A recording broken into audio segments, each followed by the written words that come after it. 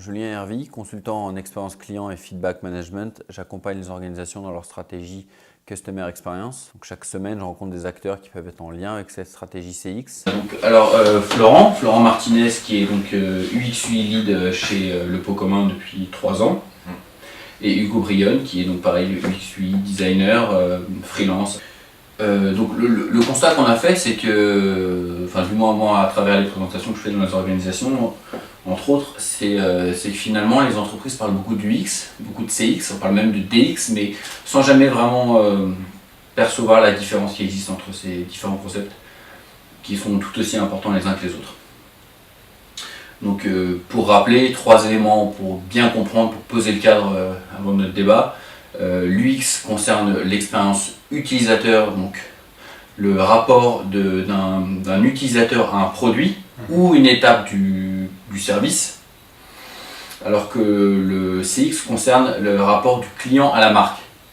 Le CX est global, on parle de CX sur l'ensemble d'un parcours client, l'UX est beaucoup plus spécifique.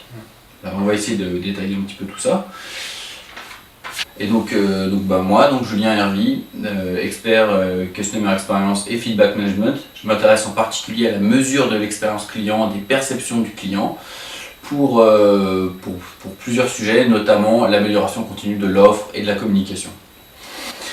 Donc Florent, Hugo, dites-moi d'abord dans un premier temps, comment en quelques mots vous différenciez l'UX et le CX? Alors, comme tu le disais à l'instant, le CX c'est la relation que le client va avoir avec la marque de manière générale, alors que pour moi l'UX ça va être la relation qu'il va avoir avec une interface par exemple, avec le produit. Et du coup le CX a une vision plutôt marketing, parce qu'elle est reliée à la marque, alors que l'UX va avoir une vision produit, une vision utilisateur, et faire en sorte que l'utilisateur ait la meilleure expérience possible. D'accord, sans objectif marketing business derrière. Comprendre les besoins de l'utilisateur. Plutôt éloigné de la relation client finalement, l'UX. C'est ça. Hugo? Ouais, je suis assez d'accord au final avec ce que vient de dire Florent, mais je pourrais aussi rajouter que du coup le CX va aussi apporter d'autres notions que l'UX va pouvoir intégrer dans des modifications d'interface ou dans des améliorations au final. Et du coup, ça permet aussi de faire une espèce de boucle qui va permettre à l'application de devenir de plus en plus optimisée au final pour la cible. D'accord. Oui, donc nous on va surtout parler aujourd'hui de l'UX d'interface, l'UX digital. On dira même un peu plus loin en parlant de Phygital. On va voir à quel point l'UX se démarque du CX dans un atmosphère Phygital. Donc je rappelle que le Phygital lorsqu'on apporte des expériences digitales inspiré du marketing digital dans des points de vente physiques, donc un peu plus traditionnels. Florent, quels sont les grands chantiers de l'UX design en 2019?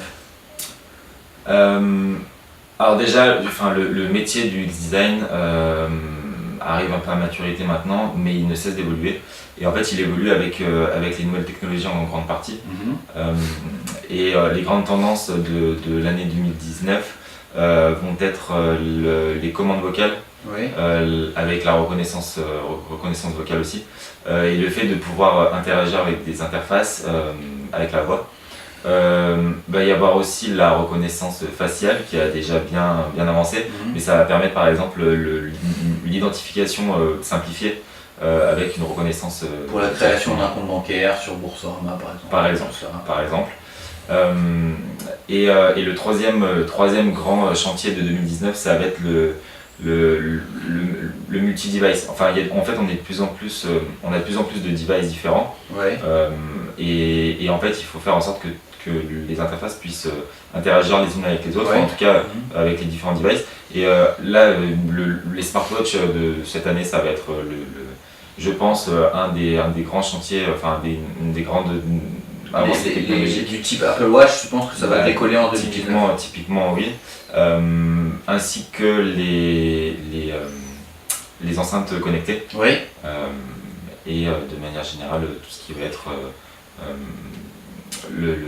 l'utilisation au global et dans différentes situations, avoir des devices adaptés à chaque situation.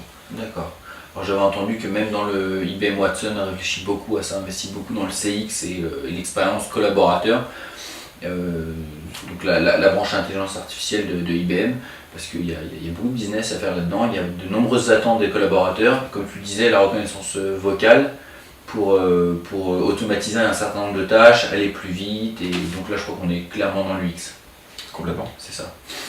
Hugo, quelque chose à rajouter? Ouais, quand on parlait du multi-device, du coup aussi il y a des technos maintenant qui sont de plus en plus présentes, Ouais. comme React par exemple, et React Qu'est-ce que Native. C'est des langages de programmation en fait qui permettent de créer des web applications, on appelle ça. Ouais. Donc où là du coup je pense que ça va devenir la nouvelle norme dans quelques années. Et ça permet vraiment en fait, au lieu d'avoir une interface web assez basique au final comme on connaît, ça va permettre de donner vraiment un comportement applicatif et beaucoup plus poussé au site internet. Et c'est vrai qu'aujourd'hui quand on voit la passerelle entre, par exemple, on parlait des téléphones, une application de téléphone et un site internet, bah souvent on se rend compte que l'expérience peut être amenée à être la même. Ouais. Et justement ces technos-là vont permettre, je pense, de faire le passage entre les applications et les sites internet qui au final, maintenant avec le multi-device, vont permettre d'avoir les mêmes comportements, les mêmes attentes, sans avoir des technos différentes. Donc avoir à télécharger une application ou choisir aller sur le site web, là ça va être... Une transition sans couture Ouais. d'un device à l'autre. Exactement. C'est un peu ce à quoi on assiste en ce moment avec l'essor du phygital. Donc, je rappelle encore une fois, le phygital, c'est donc offrir des expériences digitales en magasin, des magasins connectés avec un certain nombre d'interfaces, que ce soit les cabines d'essayage digitales, les miroirs digitaux pour quand on essaie des cosmétiques, des choses comme ça.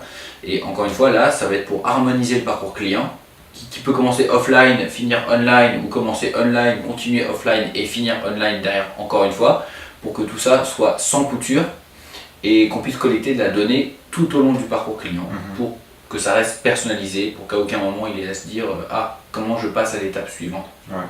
Et derrière, les entreprises sont bien contentes de pouvoir collecter un maximum de données pour le business, le marketing, donc plutôt côté CX, et pour les UX designers comme vous. On se rejoint sur ce point. Tout à fait. Alors juste, je voulais faire un point finalement, on parle du UX UI, on parle du UX UI designer, c'est ce que vous êtes dans le milieu corporate et en freelance. Ouais. Je pense que c'est important pour nos auditeurs de rappeler la vraie différence entre l'UX et l'UI. Chacun votre tour. Alors en fait, UX, ça va vraiment être s'attarder sur l'ergonomie, la manière dont on place les éléments, où on les place. Sur une interface. Sur une interface, toujours. Moi je parle d'interface. Et en fait, c'est vraiment de se concentrer sur la disposition, l'emplacement des boutons, des textes, etc.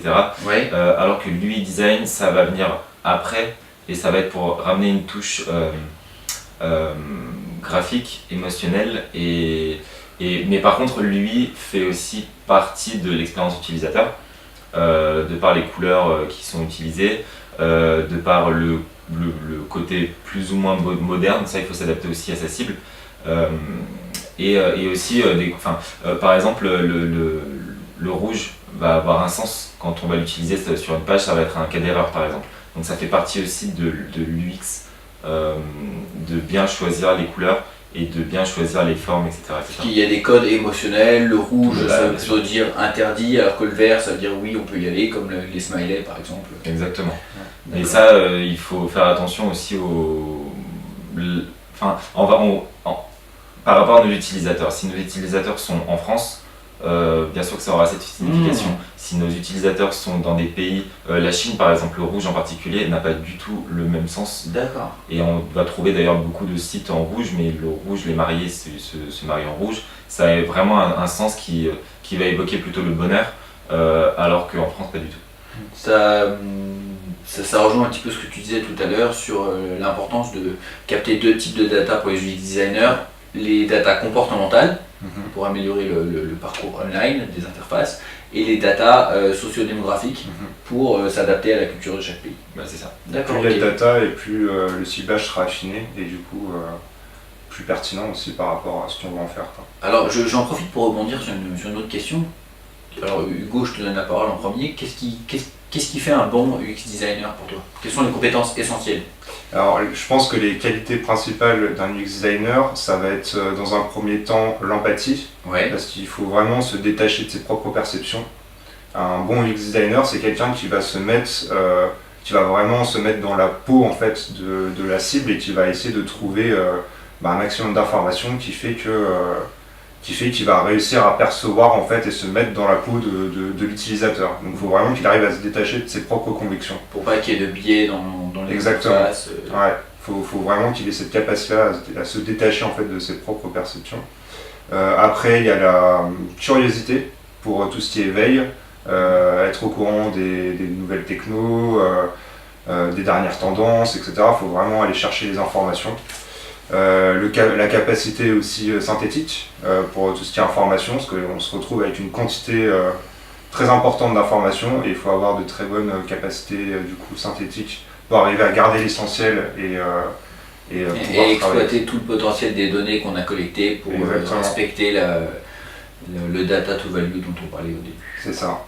Et après, c'est les capacités qu'on peut retrouver aussi chez un designer, c'est-à-dire la capacité analytique et conceptuelle. Donc, est-ce qu'un UI designer est avant tout un bon graphiste? Non, UX, UI, comme disait tout à l'heure Florent, c'est très détaché en fait. UX va vraiment être porté sur l'expérience, donc il y a vraiment un côté plus étude comportementale, plus psychologie peut-être. Psychologie énormément. Empathie.